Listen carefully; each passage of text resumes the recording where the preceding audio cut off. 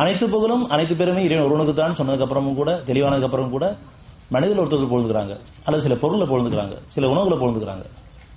இந்த உணவு கொடுத்த இறைவனுக்கே எல்லா போலும் அவனை பொழுது சாப்பிடுங்க, உணவு போட வேண்டாம். புகழுக்குரிய அவன் ஒருத்தன் தான். மனிதர்களே புகழக்கூடாதுன்னு சொல்லும்போது பொருள்களையும் ஜலப்பொருளையும் போடுறதும் அல்லது உணவு முறையை போடுறதும், அதை இணை வைக்கிறது. சாப்பிட்டாலே சரியா போயிடும், சாப்பிட்டாலே சரியா போயிடும்.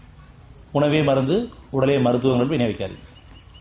மருந்து வேணான்னு சொல்லிதான் இந்த பாதி தேர்ந்தெடுக்கப்பட்டிருக்கும். அங்கேயும் அறிவுதான் வேலை செய்யுது. அப்ப உணவு மருந்தாக்கி சாப்பிட்டேன்னு சொன்னா அந்த எண்ணம் தான் வேலை செய்யும். எண்ணம் போல் வாழும் சொல்லும்போது நான் உணவே மருந்துன்னு சாப்பிட்டேன்னு சொன்னா, நான் உணவு சாப்பிடல மருந்து தான் சாப்பிட்டு இருக்கேன். எப்படி மற்ற மருத்துவம்லாம் ஒரு மருந்து இருக்குதோ, அலோபதியிலையும் மற்ற மருத்துவம் இருக்குதோ, அது மாதிரி உணவு மருந்தாக்கி சாப்பிட்டு இருக்கேன். இப்ப இந்த உணவுக்கான விளைச்சல் எனக்கு கிடைக்குமா அல்லது மருந்துக்கான விளைவுகள் எனக்கு கிடைக்குமா?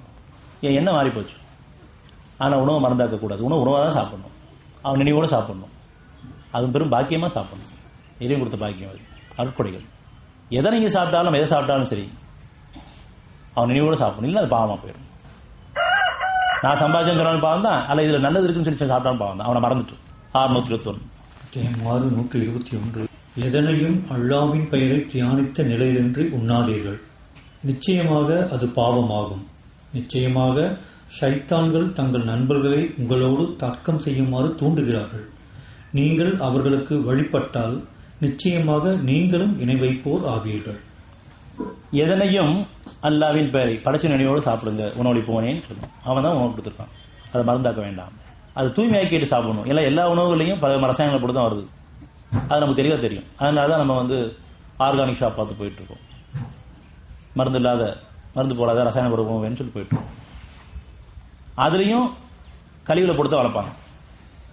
அது எந்த அளவுக்கு உண்மைன்னு தெரியாது. ஆனாலும் கழிவுல போட்டு வளர்க்காம இயற்கையான விவசாயம் கிடையாது. அது இறைவழி விவசாயம் கிடையாது, இயற்கையான விவசாயம். அந்த இயற்கையான விவசாயங்கள்ல கழிவுல போடுவாங்க. அது மலர்ல போடுவாங்க. அதை வளம்னு சொல்லுவாங்க. மாட்டு சாணத்தை போடுவாங்க, ஆட்டு புழுக்கை போடுவாங்க, இன்னும் என்ன கோழி வரத்தை போடுவாங்க. அது வளம் சொல்றது, மலத்தை வளம் சொல்றோம். அவ்வளவுதான் அறிவு. அப்படி அது சில வழிமுறை வச்சுதான் செய்வாங்க. இப்ப நமக்கு அது அசுத்தமானதுதான். அதனால அவன் நினைவோட சாப்பிடுங்க. தூய்மையாக்குறது அவன் தான். அவனால தூய்மையாக்க முடியும். தூய்மையாக்குவேன்னு சாப்பிடும். சாப்பிடும் போது அந்த பயபக்தி நமக்கு வேணும்.